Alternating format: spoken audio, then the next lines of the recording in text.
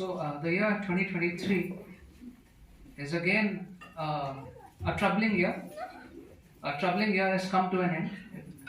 एक बहुत ही व्याकुल करने वाला, परेशानी से भरा हुआ साल जो है वो खत्म हो रहा है. And in the midst of that trouble, we are again remembering the birth of our Lord Jesus Christ. और इस परेशानी के माहौल में हम एक बार फिर से अपने प्रभु यीशु मसीह के जन्म को हम याद कर रहे हैं. Several churches in Palestine have cancelled their traditional celebrations this year. फिलिस्तीन के बहुत से चर्चेज ने इस बार मना कर दिया है कि वो क्रिसमस का सेलिब्रेशन के त्यौहार को नहीं मनाएंगे. But still the meaning of Christmas can not be taken away. जो बड़े दिन का जो महत्व है क्रिश्चियनिटी का, उसका जो महत्व है उसको नहीं कम किया जा सकता है. The hymn writer says, we just sang, the hopes and fears of all the years are met in thee tonight. जो भजन, जो इस गीत को लिखने वाला, जो हमने गाया है, उसका लिखने वाला कहता है कि जितने भी हमारी आशाएं हैं और हमारे जितने भी भय हैं, वो सब के सब आज रात प्रभु यीशु मसीह में उनका मिलाप होगा. Now even a nominal Christian actually waits for this day. एक साधारण मसीह है, वो भी इस बड़े दिन का इंतजार करता है. He or she wants to celebrate, wants to party, do shopping, do a lot of decorations, eat delicious food. एक जो सामान्य मसीह है, जो विश्वासी मसीह नहीं है, वो भी इस दिन का इंतजार करता है. वो भी चाहता है कि हम खूब सेलिब्रेशन करें, जश्न मनाएं, पार्टी करें, बहुत सी जाके शॉपिंग करें, सामान खरीदें, खूब सजावट करें, अच्छे अच्छे खाने खाएं, केक बनाएं. But spiritual Christians will look into the real meaning of Christmas. जो आत्मिक मसीह हैं, जो विश्वासी मसीह हैं, वो बड़े दिन का जो असल महत्व है उसमें वो ध्यान लगाएंगे. They will make sure that all the celebrations are centered around the true essence of Christmas given in the Bible. और वे पूरी कोशिश करेंगे कि जितना भी हम त्योहार को मनाएंगे, वो सब का सब जो केंद्र है, वो केंद्र प्रभु यीशु मसीह होना चाहिए, जैसा कि वचन में लिखा हुआ है. And this morning I want to draw your attention again to a very familiar passage of the Bible. आज की सुबह आपका ध्यान कुछ देर के लिए मैं फिर से एक बहुत ही जाना माना जो वचन है उसकी ओर आपका ध्यान लगाऊंगा, जिसको अभी पढ़ा गया था. I would like us to reflect on who Jesus is to us. एक छोटी सी बात पे हम ध्यान करेंगे कि हमारे लिए प्रभु यीशु मसीह कौन है, जैसा कि आज के पद में पढ़ा गया. So Isaiah makes a prophecy, and this prophecy will guide and comfort the people, not only of his time, but for the people of all the times to come. यशायाह ने एक ऐसी भविष्यवाणी करी और उसको लिखा जिससे मार्गदर्शन जो होगा वो सिर्फ उसी समय के लोगों के बीच में नहीं होगा, क्योंकि उस समय बहुत ही ज्यादा परेशानी का समय था.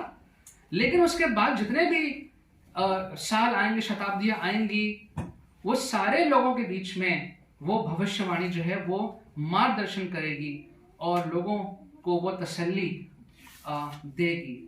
And so 2 chapters before Isaiah says, "For unto us a child is born," जो आज पढ़ा गया, 2 अध्याय पहले अगर हम जाते हैं तो वहां पर over there he prophesied the birth of Christ. Isaiah prophesied the birth of Christ, and that would signify the presence of God.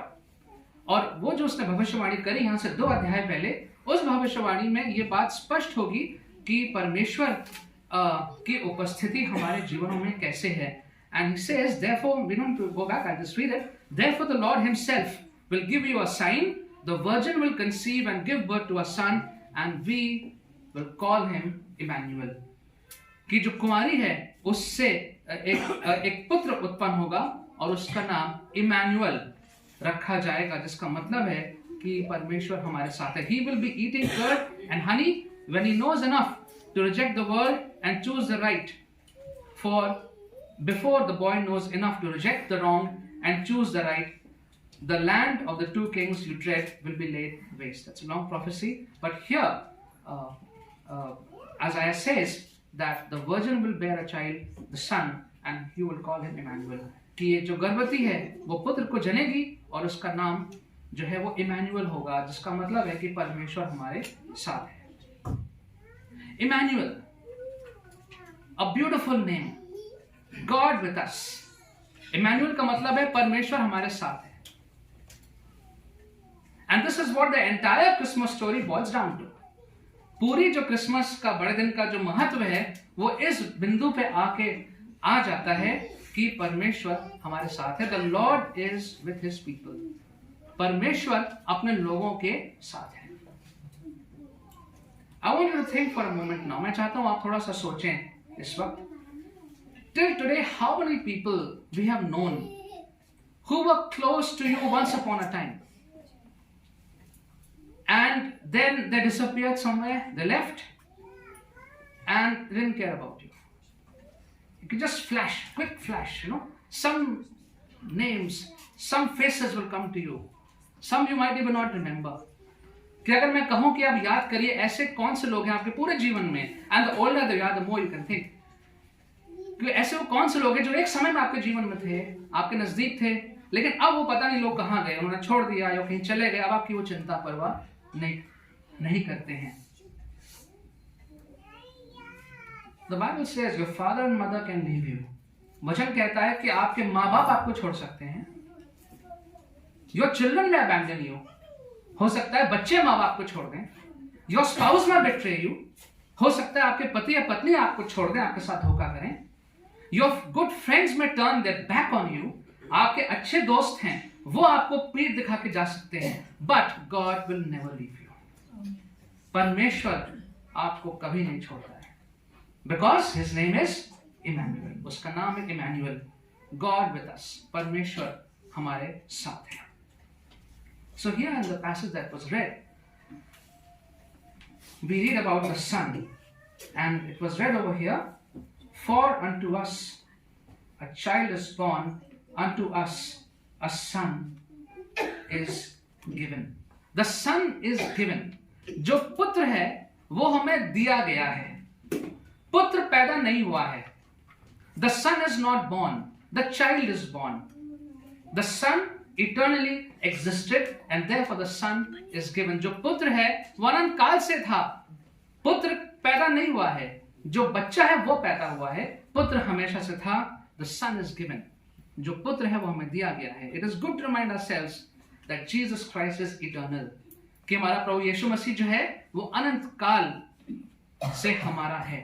He was not born because he always existed. उसका जन्म नहीं हुआ। The son was not born, the child was born. वो हमेशा से था। John 1:1-3, very familiar, don't have to turn. In the beginning was the Word, and the Word was with God, and the Word was God. He was with God in the beginning. Hindi में कोई पढ़ सकता है अगर इसको, यूहन्ना 1:1-3, कोई अगर पढ़ दे इसको।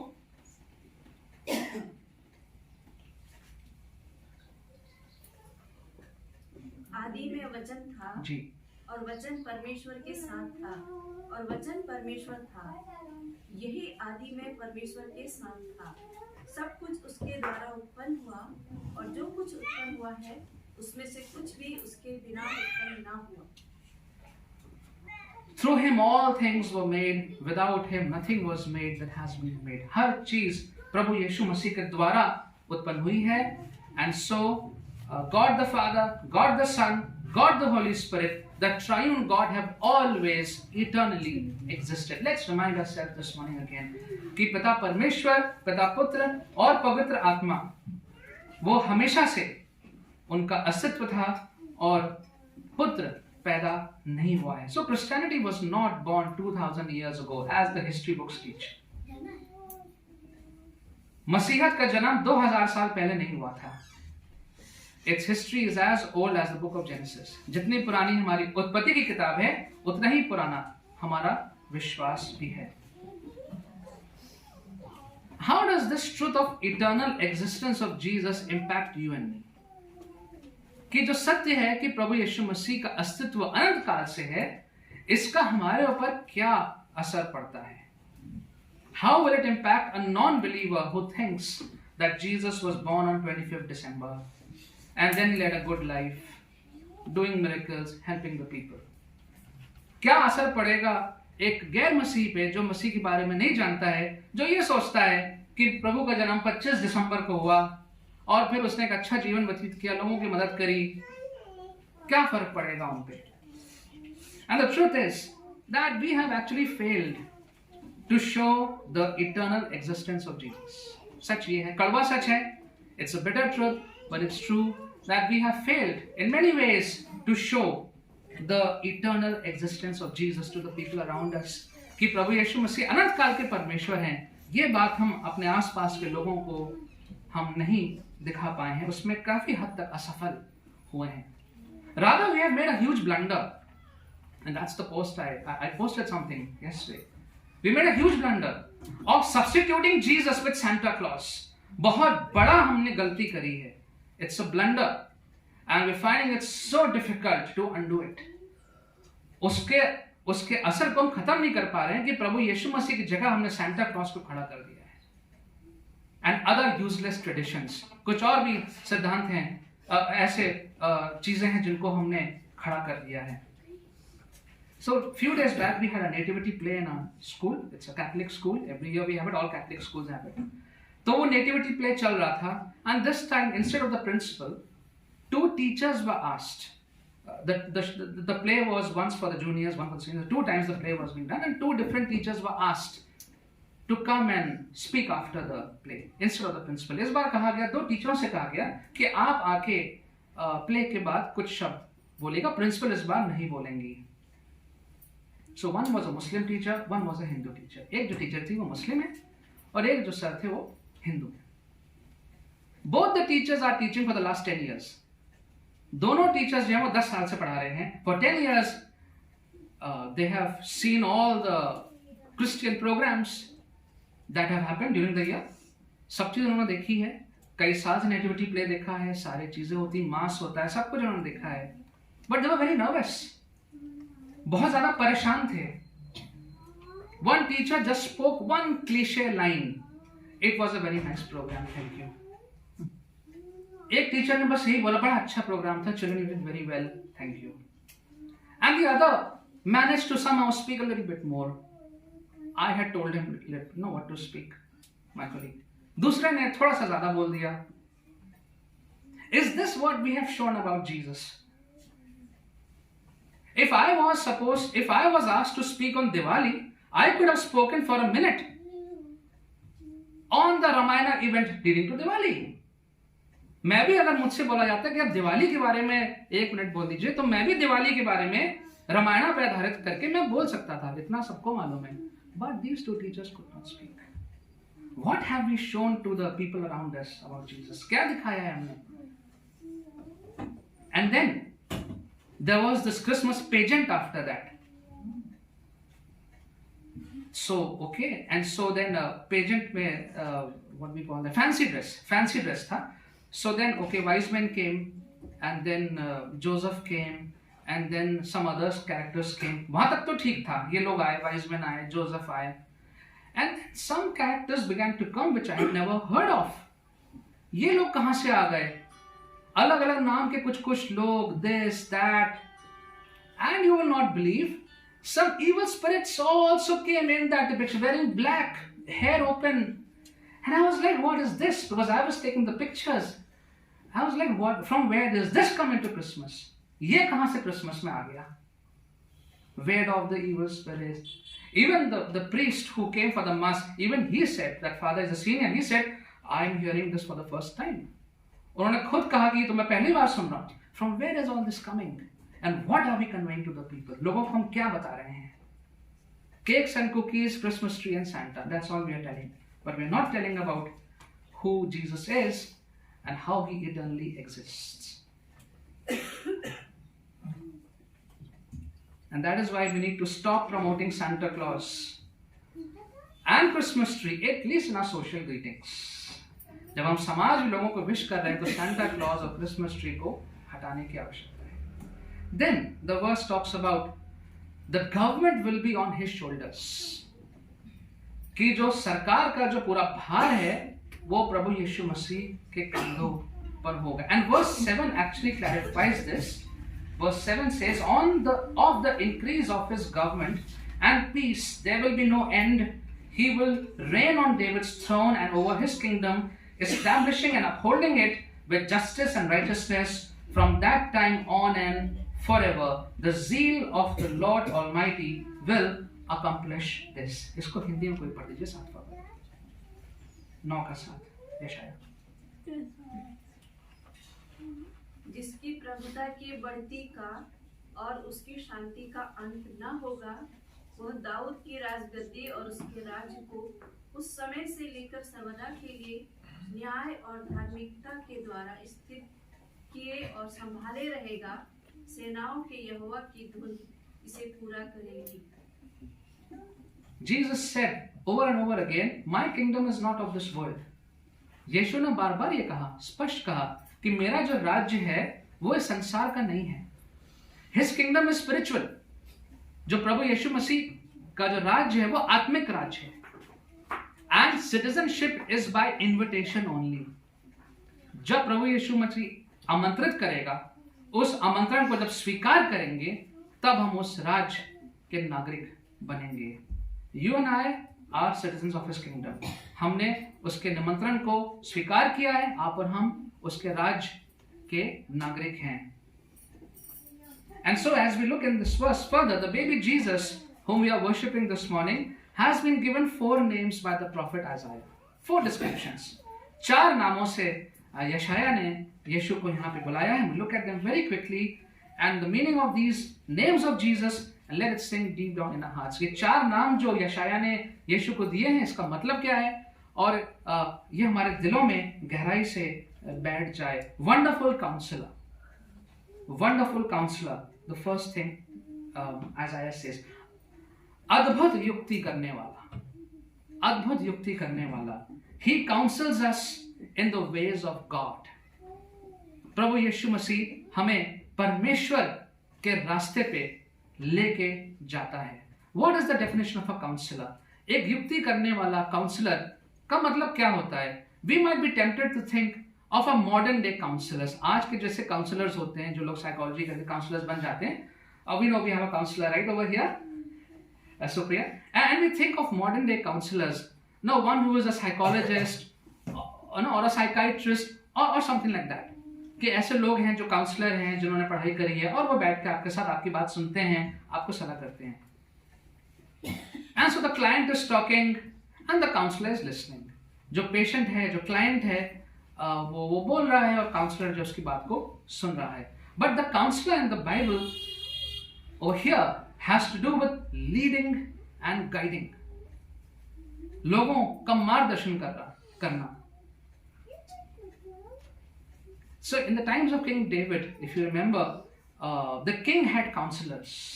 जो राजा थे, उनके ऐसे counselors युक्ति करने वाले होते थे, and they were often wise older men who would give king the advice, tell them what to do, what not to do, according to their wisdom. आपने जो उनको परमेश्वर ने जो ज्ञान दिया था, उसके हिसाब से वो लोग राजा को बताते थे कि आपको क्या करना चाहिए, क्या नहीं करना चाहिए। And so what does this name mean? Wonderful Counselor. यह अद्भुत युक्ति करने वाला का मतलब यहाँ पे क्या है? So the one who will counsel, जो हमें युक्ति प्रदान करेगा, the one who will tell us about God and about life, जो परमेश्वर की नजदीकी में लेके जाएगा, जीवन के बारे में और हमें जागरूक करेगा। He will be wonderful, full of knowledge and wisdom. अद्भुत होगा और ज्ञान से भरा हुआ होगा। And he will impart that wisdom to those who ask. और जो लोग उससे पूछेंगे, मांगेंगे, वही बुद्धि और ज्ञान उनको प्रभु देगा।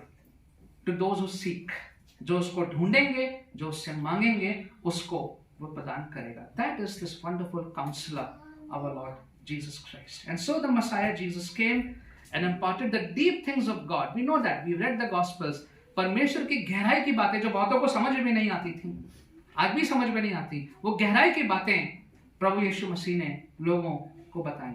He counseled us about life and about love for God, love for mankind. अद्भुत बातें यीशु ने हमें बताई अपने वचन के द्वारा। In Colossians 2:3, we are told that in Christ are hidden all the treasures of wisdom and knowledge. कि प्रभु यीशु मसीह में जो पूरा खजाना है वो छुपा हुआ है बुद्धिमानी का और ज्ञान का. And therefore it is this wonderful counselor to whom we go to find answers. हम इस अद्भुत युक्ति करने वाले के पास जाते हैं, यीशु के पास जाते हैं अपने जीवन के लिए सलाह करने के लिए, पूछने के लिए, जानने के लिए कि हमें आगे क्या करना है. The second name that is given by Isaiah is Mighty God. पराक्रमी परमेश्वर.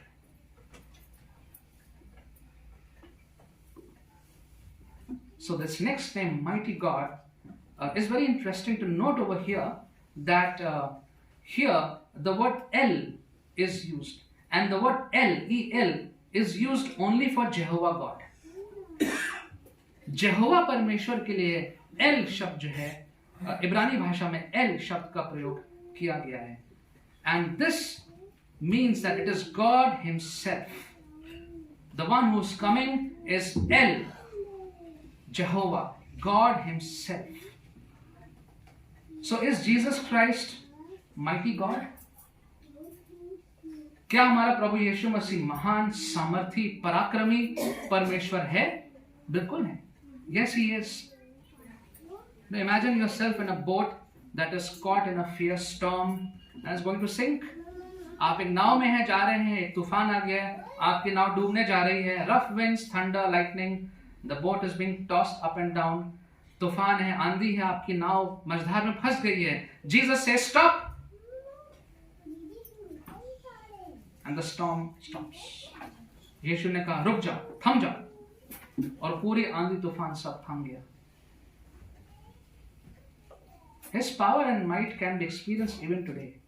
उसकी सामर्थ, उसकी शक्ति आज भी हम महसूस करते हैं. Have you ever experienced God actually protecting you, providing for you? क्या आपने जीवन में, आप थोड़ा सोचें, आपने कभी असली में महसूस किया है कि परमेश्वर ने आपको बचाया है किसी हादसे से, किसी ऐसी अनजान बात से आपको जो नहीं मालूम थी, आपके जान को बचाया है. And immediately you could sense God's power, His help. I remember Dr. Ruth sharing about when she needed that medicine and she didn't know from where to get that medicine. She was on the airport, and as she was coming on the escalator there, she saw a pharmacy. She has given that testimony. उन्होंने testimony दी, उनको दवाई चाहिए थी बहुत आवश्यक. Airport पे दवाई कहाँ से मिलेगी? सामने देखा एक फार्मेसी थी. God helps. And in so many ways we all can testify how God helps. Mighty. When no one was there to help, when help couldn't have come from anywhere, God is there for you and me. He is mighty, providing for us. The third name that Isaiah gives is Everlasting Father. अनंत काल का पिता. Now this title is not to be confused with God the Father. यहाँ जो नाम दिया गया है इस बालक यीशु को अनंत काल का पिता, इसको हमें जो हमारा परमेश्वर पिता है उससे हमें कंफ्यूज नहीं करना है. Jesus is the Father of eternity. अनंत काल का जो परमेश्वर है, पिता है, वो प्रभु यीशु है. He is the one who ushers in eternal life.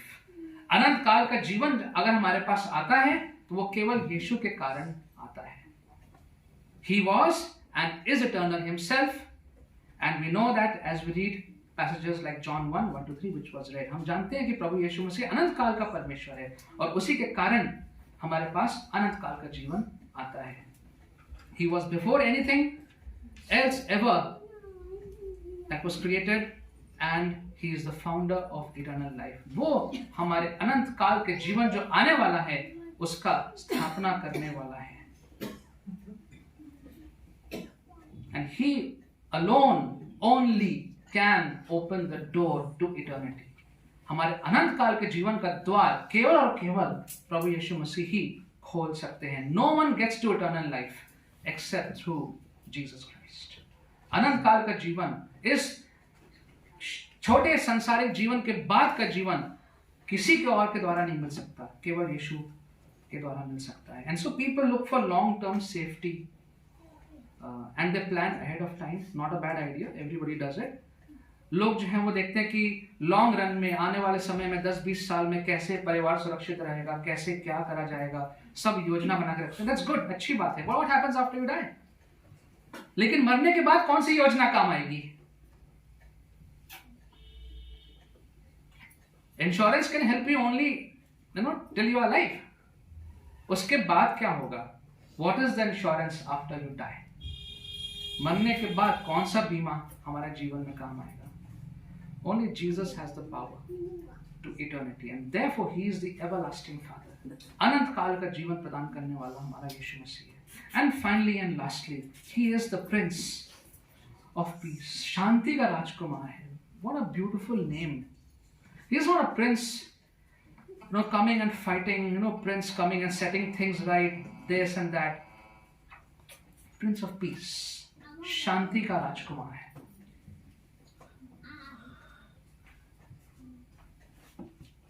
Did he bring peace?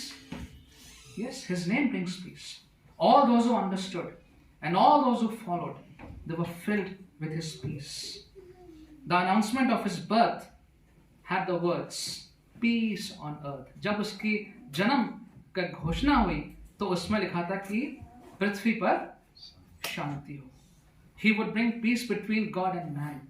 मनुष्य जो परमेश्वर से इतना दूर चला गया है, परमेश्वर के विरोध में हो गया है, उनके बीच की शांति प्रभु यीशु मसीह लेके आता है। Peace between men and men, मनुष्य के बीच में जो द्वेष है, जो लड़ाई झगड़ा है, that hostility between men women, that Jesus bridges the gap. यीशु मसीह उसको पूरा करता है। हॉस्टिलिटी बिटवीन नेशंस, देशों के बीच में जो लड़ाई झगड़ा चल रहा है, at this point I can not prevent myself from referring to the ongoing conflict, not conflict, war, a bloody war between Israel and Palestine, एक खूनी युद्ध। I read a report, 20,000 plus have already died, 20,000 लोगों से ज्यादा, and I'm sure there's more women and children in that. इसमें लोग मर चुके हैं, and the war continues. लड़ाई चल रही है।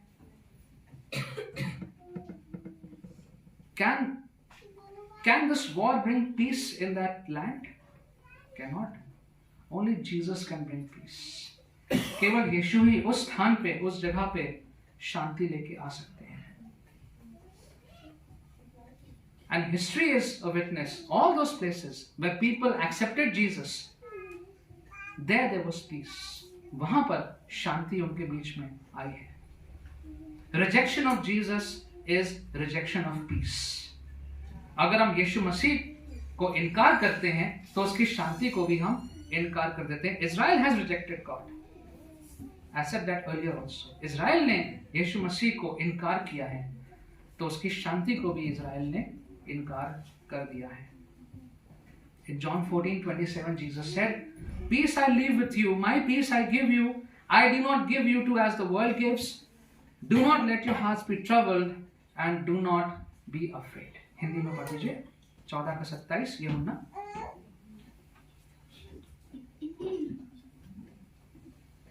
मैं तुम्हें शांति दिए जाता हूँ, अपनी शांति तुम्हें देता हूँ। ऐसे नहीं देता जैसे संसार तुम्हें देता है। तुम्हारा मन व्याकुल न हो और न भयभीत हो। अपनी शांति प्रभु यीशु मसीह हमको देते हैं। Let these names of Jesus sink in our hearts this morning. प्रभु यीशु मसीह के जो 4 नाम यशायाह ने दिए हैं, इनका नाम और इनका मतलब हमारे दिलों में गहराई से आ जाए। Let Jesus be your counselor. यीशु मसीह आपके व्यक्तिगत युक्ति करने वाले परमेश्वर हो। Let him be mighty in your life. May you experience the might and power of Jesus in your life. आपके जीवन में यीशु का सामर्थ, पराक्रम आप महसूस करने पाए, अनुभव करने पाए। Don't be despaired by the failures of this life. इस जीवन में जो असफलताएं हैं उससे व्याकुल मत होइए। Let your hope be set on the eternity that Jesus brings, and no one can deprive you of that eternity which Jesus brings. हो सकता है यहाँ पे हम असफल हो सकता है यहाँ पे जो जो हम करना चाह रहे हम नहीं कर पाए। मायूस मत होइए, दिस इज ऑल पास, सब चला जाएगा। The eternal hope in Jesus will remain, that remains. Let's count on that. Let's hold on to that, and let Jesus be your peace this year. किसी भी प्रकार से if you are disturbed, if you are worried, आप परेशान हैं, व्याकुल हैं, यीशु मसीह की शांति हमारे पर आए। Let him keep you calm in spirit, not be anxious about anything. वो हमें हमारे आत्मा में शांत रखे और किसी भी बात में हम व्याकुल ना हो। Want to read one stanza from the hymn that we sang, and I'll close with that.